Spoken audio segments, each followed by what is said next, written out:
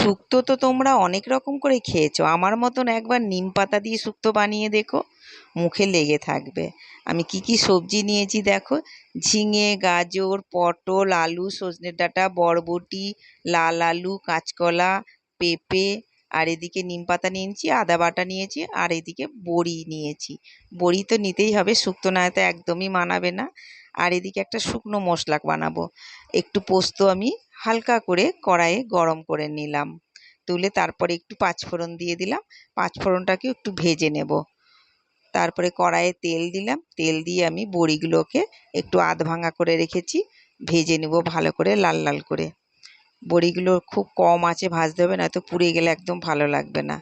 ওই তেলের মধ্যে আমি নিম পাতাটাও দিয়ে দিলাম, নিম পাতাটা কিন্তু খুব অল্প লাগবে। দেখো একটুখানি দিয়েছি আমি, ভেজে তুলে রাখলাম। ওই তেলের মধ্যে একটু তেল বেশি করে দিয়েছি, রাঁধুনি আর তেজপাতা দিয়ে দিলাম। তারপরে আমি আলু দিলাম, কিন্তু ঝিঙা আর বেগুনটা দেব না এখন, সব সবজিগুলো দিয়ে দিলাম বাকি। দিয়ে আমি হালকা ঢেকে ঢেকে কিছুক্ষণ ভাজবো সবজিগুলোকে, ঢেকে ঢেকে ভাজবো। কিছুক্ষণ ভাজার পরে যে ঝিঙা আর বেগুনটা রেখেছি তারপরে আমি দিয়ে দেব, নেড়ে চেড়ে ভালো করে আবার ঢেকে দেব। এই আদা বাটাটাও দিয়ে দিলাম, একটু সামান্য আদা বাটা দিলাম।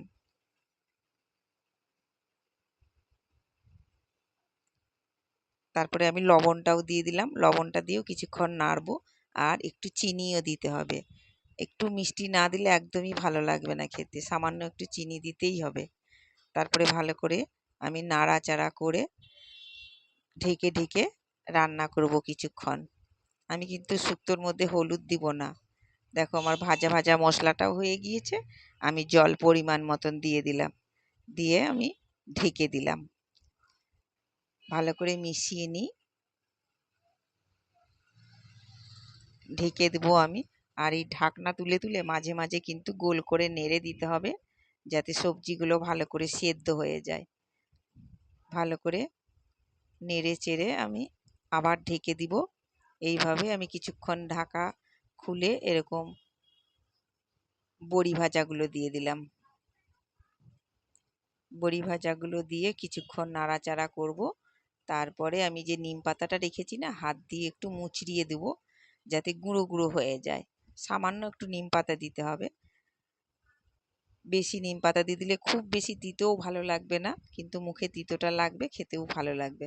দেখো এই কতটুকু আমি নিম পাতা দিলাম।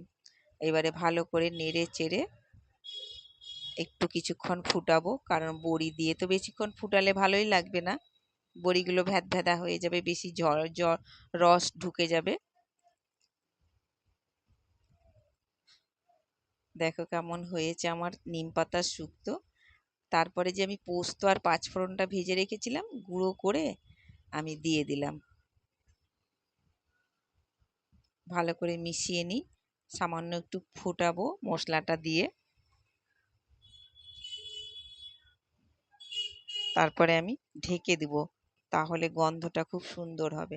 কিছুক্ষণ ঢাকা খুলে আমি একটু সামান্য গরম মশলা দিয়ে দিলাম, গরম মশলা দিয়ে ভালো করে নেড়ে চেড়ে